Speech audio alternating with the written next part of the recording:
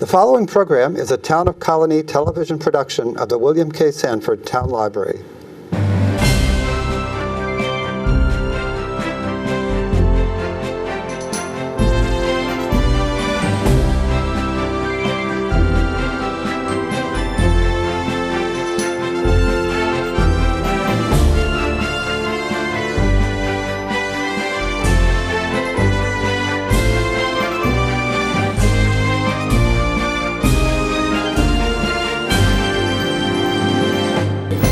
Well, welcome to Getting to Know You. My name is Joe Nash. Today we're talking with Andrew Beaupre. He's joined the Siena faculty for 1 year.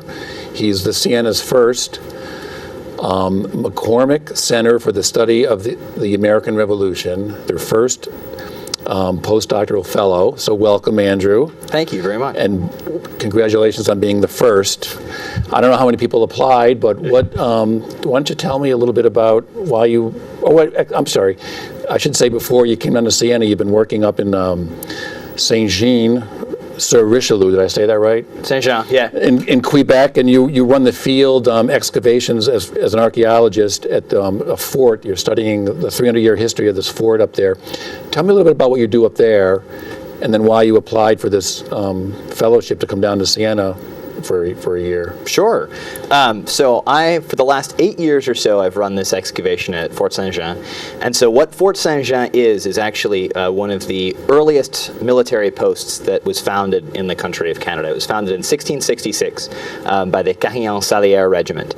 And since 1666, there has been, with a few hiccups here and there, there's been a military presence at this site continuously. It's now currently one of their military schools. It's analogous to like a West Point. Oh, okay. And so... But it was established by the French, right? It was established by the French. Okay. And so when the French controlled that whole section of North America, definitely Canada, and then all the way over into the Mississippi at different periods before they lose it in the 7 Years' War, the French and Indian War. But it's founded by a French regiment, and so then it was occupied by the British Army, the site itself, and then the American Army for a short time, then the British Army again, and then the Canadians took it over. Okay. And so now it's analogous to it's analogous to West Point. It's one of their military academies. And so So you were the director of the field research for, like, what did that entail? Yeah, so just a few years ago, I think it was 2000, more than a few now, I guess. I think it's 2008, we started the program with the fort itself, where the local museum that's actually on site on the military base contacted Laval University, and they were looking to have some questions answered about their own history. And so that's what we do as archaeologists. We go in and we look at the soil, look at the ground, we dig holes, and we try to answer questions about history. So they brought me on board because I'm a specialist in the colonial period. Okay. And so I came in to run the excavation and try and answer the questions that the base actually had about their own history. So And you've been there for 8 years? Yeah, we had an original 5-year contract, took a year off, went back for another 3 years, and then are now in the process of writing the book for the first section before we go back and take some more time. In the 8 years, what have you guys uncovered? And what, the significance? Sure, it's amazing. When you do archaeology, it's kind of like making a reverse checkerboard. You end up taking a whole big area of land and digging little holes here and there and trying to associate the different layers of the soil and different objects that you find with different periods in history. And so over that, we've been able to find, we've missed the original fort, which is what we were really after, the 1666 fort, which is awful difficult to find sometimes when it's just a circle of logs. And it's a very small footprint. But we've been able to recover pieces of the later French fort that was built in 1748. They built a beautiful stone fort with a big defensive trench. And so you can actually, we've dug down and found that moat that surrounded the fort. And when you have layers like that, people have a tendency throughout history, when you have a hole in the ground, they like to fill it up with trash. And that's what's great for archaeologists. So we get down to the bottom of that, and we can see where they dug the defensive trench, and they had the bottom of the moat, and they had trash, and they'd filled it. So we were able to find a lot of artifacts that were able to show us what life was like for the people in the French fort and then the later British fort at the site. One of the best artifacts we recovered, actually, is the only one known to be archaeologically recovered in North America is a section of a birch bark canoe. It's about half the size of this table. Oh, okay. And it's a series. It's actually 2 overlying pieces of birch bark with regular holes in it. You can see where the seam had been glued together with a pine pitch and had been stitched. And so it looks like it was a patch, like their canoe had been damaged in some way. They cut this section of the canoe out. Actually, it looks like it has a bullet hole in it. They cut the section of the canoe out and patched it with a new piece. And how so far this was down? a discarded piece. How far down was it? So when It wasn't just laying there. No. Fascinating. When you are doing archaeology, you never can tell what the surface of the ground was like in the past before you start. Yeah. So this is it's a college campus now. It's a military school. Okay. Everything is gorgeous. Manicured lawn, everything, right angles, flower beds. It's perfect. And so I go in and make a whole bunch of holes and very upset. Make the gardeners very upset. But we actually were able to dig down. It was about 6 feet, almost. It was actually over 2 meters, so a little bit more, over 6 feet, when we got to the bottom of where that trench had been in 1748, and the birch bark canoe piece was there. So we dig, and when we do that, to keep our students safe in a hole that's that deep, we build retaining walls and then actually step out the excavation so you don't have a fear of collapse on the students. So what made you want to bring all these skills to Siena? You obviously applied for the fellowship. What made you want to do that? So, or did they contact you? I don't know how these things work. No, it's okay. I did apply for the job, and I was lucky enough to receive it. So I'm at kind of an interesting place that I'm a historical archaeologist, and that means that I do archaeology specializing in the historic period, so post-European contact in North America. My specialty is the colonial period. But as a historical archaeologist, most archaeologists find themselves in anthropology departments, where there are people studying the entire history of humankind, biologically, linguistically, culturally, and I mean, you have a lot of anthropology. So I have a lot of that anthropology. My PhD is in anthropology. But as historical archaeologists, our focus is really on when we have written documents to coincide and meld with the historical record, with the archaeological record, excuse me. So we have the history and we have archaeology, and we push those two things together to create a clearer picture of the past than anybody else has, is our idea. So when Siena, I saw the advertisement for the postdoc at Siena in a history department, I was very interested to come and work with other historians, because I consider myself a pretty serious historian in that right, as well as adding the archaeology to it. So it was really attractive to me to work in a history department. And also, a school like Siena doesn't teach anthropology or archaeology classes regularly. So it's an opportunity to work with a great caliber of student and bring something new to them. And your, like you just said, your field is colonial times, and the McCormick Center, I should say, years ago it was called the Center for Revolutionary Era Studies. Now it's called the McCormick Center for the Study of the American, but that's your era, right? 17th and 18th centuries. Yeah, absolutely. So it dovetailed perfectly with what the McCormick Center is after, and the mission of the center is to look at the Revolutionary era in North America, and so oftentimes when we're looking at American history, we get very insular, and as a field of academics, but also as just lay people interested in studying our past, we want to study our past, specifically the American past. And something like the American Revolution is not just an American event, it's a world event. And so as someone who works largely in Canada, I was able to bring some of those ties together and explain to my students as well that while the American Revolution, sure, takes place within what would become the United States, it is a larger world event. Case in point, Fort Sinja, where I did a lot of my work, was invaded by the Continental Army in 1775. Even before we signed the Declaration of Independence, there was a two-pronged attack to take Quebec in an attempt to really keep the British from expanding their military presence on the continent. And so I'm able to bring the archaeology and history of those kind of cross-border ties between the United States and Canada. Well, I read something here on your little background. You like to look at North American history as a whole, not separating out Canada. So you're going to be teaching some classes during your year, U.S. history, Native American history, and in the spring, you're going to be teaching historical archaeology. Yeah. Which will be the first time ever at Siena. And then So how are you finding Siena so far? You're in the middle of your first semester now. I am. I just graded. This is really, it's a very tricky time to ask me because I just was grading midterms in my desk a second ago. So that aside, no, my students have been wonderful, and the community at Siena is not like anywhere I've ever been previously. I went to the University of Vermont as an undergrad. I went to a small state school in Michigan, Western Michigan University, for a master's, and then the College of William and Mary for my PhD.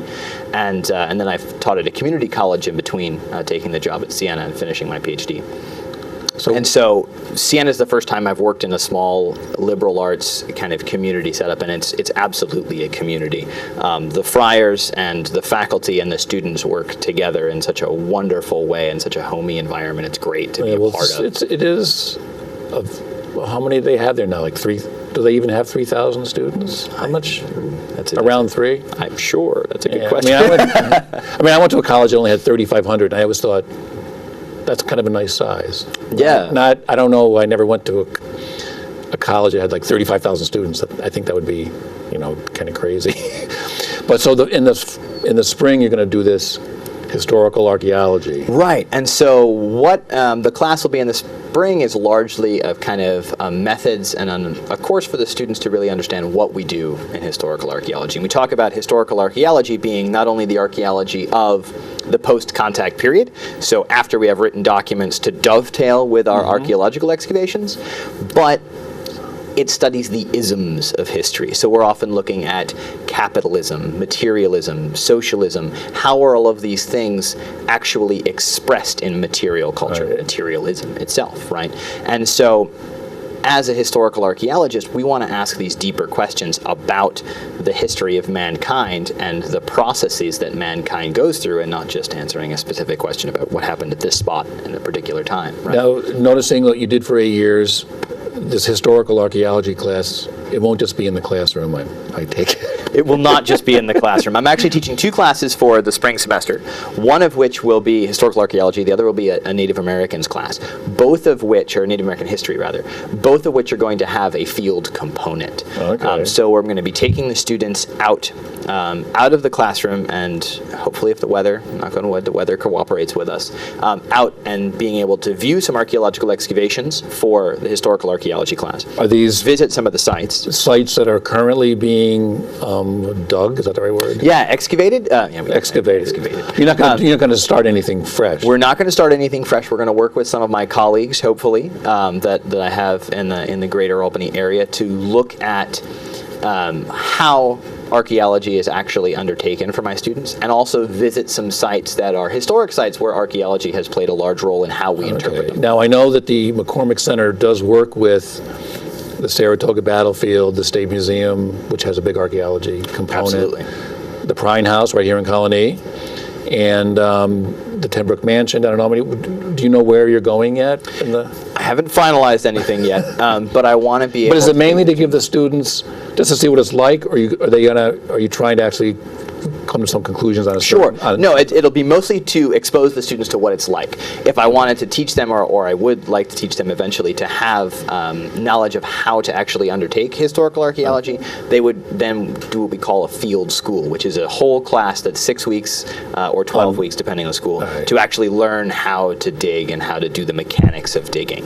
And that is something that I'm hoping to be able to offer to the students, at least through partner schools in the area as well. And that would be a summer semester. So I didn't know there was any active sites, or what? Do you know where can you say where you might be? Or Sure. Where are some of the active sites around? There are some. There's always active archaeology, and so it may not look like it, but there always is. And so we have. Maybe they just think they're fixing the road or something. Exactly. No, that's exactly. That's exactly what it's supposed to look like as well. So there are 2 main types of archaeology that are undertaken in North America. One is academic archaeology, the kind of project where I was at Sinja. It's run by a university, has specific academic questions, and we're going to see what we can find out about this place. Then there's something called cultural resource management archaeology, or CRM. also known as contract archaeology sometimes. What that is that each state in the Union, and there's a set of federal laws as well, each state has a specific set of laws to preserve the archaeological record when any construction happens. Okay. And so anytime that there is new construction in an area, or when there's road work, say in an area where we know there's archaeological resources, archaeology has to take place. So right along with the construction companies out there are archaeologists excavating and trying to remove what we call mitigation, remove the archaeological remains and preserve the history that otherwise would be lost by construction. Well, there's always those stories in the news where they were fixing something and they, found a cemetery or something. And I was just going to say that one of my first work experiences in CRM archaeology was when I was an undergrad at the University of Vermont, and there was a excavation of a War of 1812 cemetery in the city of Burlington because they were expanding a sidewalk, and the neighborhood of the Old North End was built directly on top of the War of 1812 cemetery. So the work on the sidewalk uncovered a number of grave shafts, and so the team from the CRM company there went in and were able to excavate and remove those remains and have them reinterred.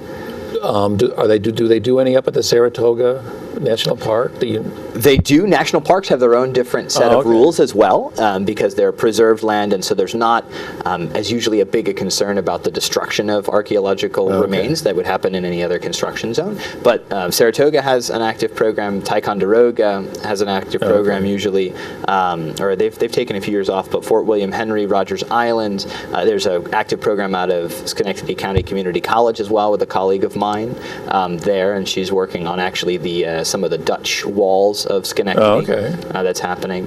And so, but anytime there's construction in an area that's known as historic, or if there's going to be concern about an area that hasn't actually been dug before by heavy machinery, there's archaeologists there. Albany has a lot of history, New Netherlands. I think a few years ago, they were doing something downtown and they came across, I can't remember what it was now, and then they had to have a whole big, they stopped everything for a while and, Yeah, so what's great about Albany, a city like Albany or a site like Fort Sinja or Quebec City, these cities are built exactly on the location where the original habitation was, the original colony, right?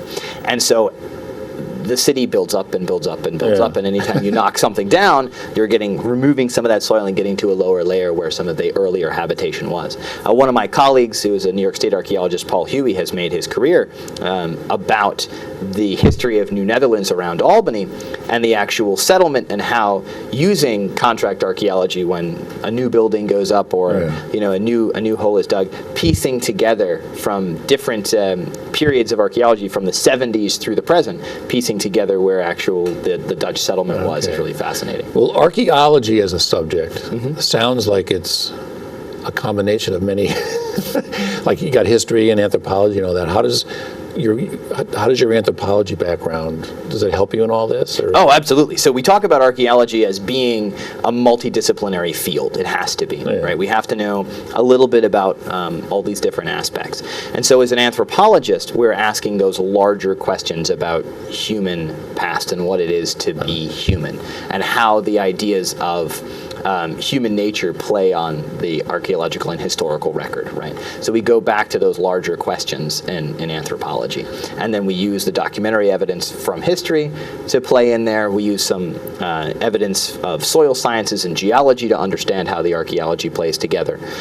We use a lot of technology with GIS, information systems, with survey equipment, satellite photos, drones, a lot of the tools that we use to employ to understand the past. You guys are using drones now to photograph and... Absolutely. We used to have what was called a shot stick. I don't know if any of you know what a shot stick is. It's basically an extending paint pole, like you're extending, and you'd have a camera hanging over an archaeological site 15 feet in the air and trying to focus while you're on the ground and take a downward shot of your dig. Now we can use a drone, and it's well, so much of it now is using digital computer and so part of your job, you can correct me if I'm wrong, part of your job is, as you're teaching and you're sort of pursuing your own academic, so you're dividing your time between teaching and scholarship.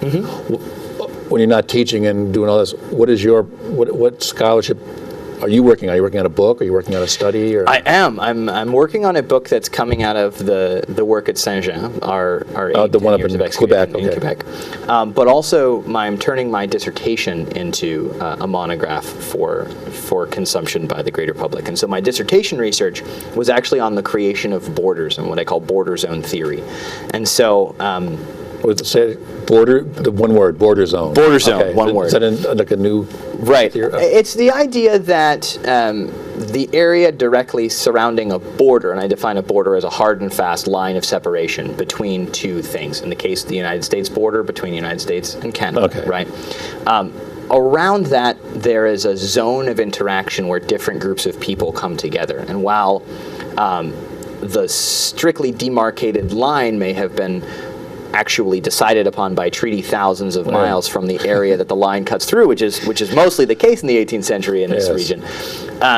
The people that live on the ground treat that line very differently. And so the actual imaginary line. Exactly. Whether they believe the imaginary line is there, whether they have their own version of the imaginary line, and how they live their lives along the imaginary line. Well, tell the story before we started. You were telling me about your hometown library, and now we're in the library now. So tell this story, because it's kind of funny, but it's fascinating. That goes right into what you're. Yeah. So I grew up in a town right on the border between the United States and Canada, between Vermont and Quebec, and it was called Derby Line, is the community that's closest. I live in a little town further out, but Derby Line is actually one town. In the United States, it's called Derby Line. In Canada, it's called Stansted, Quebec. So this is an actual little town, literally right on the border. Absolutely, literally right on the border. So when you drive into town from the American side, you pass a border on the highway on Interstate 91, and as you drive down the street, the houses on the right-hand side of the street are in Canada, and the houses on the left-hand side of the street are in the United States. Show your passport and everything? Or? To drive on that street, no. But when you get to the end of the street is the city library, the town library. It's called the Haskell Free Library. And when you walk in, you're in the United States. And when you get to the circulation desk, you're in Canada. And so there's no customs officer in the building, but you have to, there's an honor system. You have to leave from the side of the country that you entered. So if you leave, you can enter the library and travel freely between the United States and Canada library. But if you enter from the United States, you have to leave back to the United States. If you leave and you enter from Canada, then sometimes you have to go through customs. But directly next to the Haskell Free Library, and there's actually an opera house in the building as well, directly next to that is a street that just crosses the border. And when I was a little boy, before the world of 9/11, which talking to my students, they don't know a world before 9/11. But before September 11th, there were no indications of the border in the town. And we used to actually ride our bikes into Canada. Oh, you didn't have the checkpoint or the thing? There was a checkpoint that there was, again, an honor system, but as kids, we didn't really have to stop. They didn't. We rode our bikes into Canada because the pizza was better on the Canadian side than it was on the United States side. So there's a place called Steve's Pizza Joint in Stansted, Quebec, that was delicious, and the one in Vermont wasn't really holding up. So people, you're saying when you're going up, the border wasn't a big thing? It wasn't. Now if you were going up there, they've put crash barriers in the middle of the street. They've put gates. They've done a lot of things to separate the town. And it's been really interesting to the community, the fabric of the community. That's exactly a definition of these border zones. The border zone. And my dissertation argues that those border zones have been happening since really forever. I start with the clash between the Abenaki in what would become Vermont and the Iroquois and what would become New York, and then work my way through the introduction of the Dutch, the French, the British, and Americans, and how the people along those borders interact. Well, you're right. I mean, when settlements are starting, before they have treaties and before lawmakers make borders, people just live in a spot. Mm-hmm. They don't. So you're saying sometimes the thing goes right through it, or whatever. And so there's an existing community that now finds itself on the wrong side of the line. We see that all the time, like the Alsace-Lorraine in France, right? Goes back and forth between Germany and France a number of times. And the people that remain, and what I want to impart to my students in the research that I do and how I cross that into the classroom is, the people stay the same. Yes. The border changes. And so, like, when we talk about the Great Fall of Quebec in 1759, and then in 1763 is the treaty that says the French are out of North America, right? It's the end of the 7 Years' War. The city of Quebec falls in 1759, and then the treaty is signed in 1763. When that happens, there is no more French imperial control on this side of the continent in North America. And so students have been taught from kindergarten right up through. That meant that the French are gone, it's all British now. Well, yeah, French imperial control is gone and the French flag is gone, but the people are still there. Yeah. And in case, my own family plays into that border zone narrative. My name is Andrew Robert Beaupre. It's a very Quebec name. I have a very English accent. And so when I work in Quebec, they're always a little questioning of because my French accent is absolutely absurd. And I sound like an Anglophone. That creation of a border that literally splits families. I have cousins that are still in Quebec, so my best friends are still in Quebec. My family group is literally split by the border, right? But I am identified as firmly an American, and my cousins are firmly Quebecois. The whole history of Europe, you could say, is just redrawn borders all the time. Absolutely. And we take, and my research takes some of those ideas of what a border is. I mean, like when we were in French class in high school, we learn about the borders of France, and France is bordered by the Alps and the Pyrenees and, the English Channel, and so physical boundaries and borders. And I take that idea and I bring it over into North America and say, well, the French are drawing these lines. And so they're drawing lines and saying, hey, the Green Mountains belong to these people, the Adirondacks belong to these people, the lake in the middle belongs to this. And there's people that are the actual split of people on the ground. So there's a whole field of study of borders. That's very interesting. Absolutely. So when you're done next year, your 1 year at Siena is over. You could be heading back to working on the same.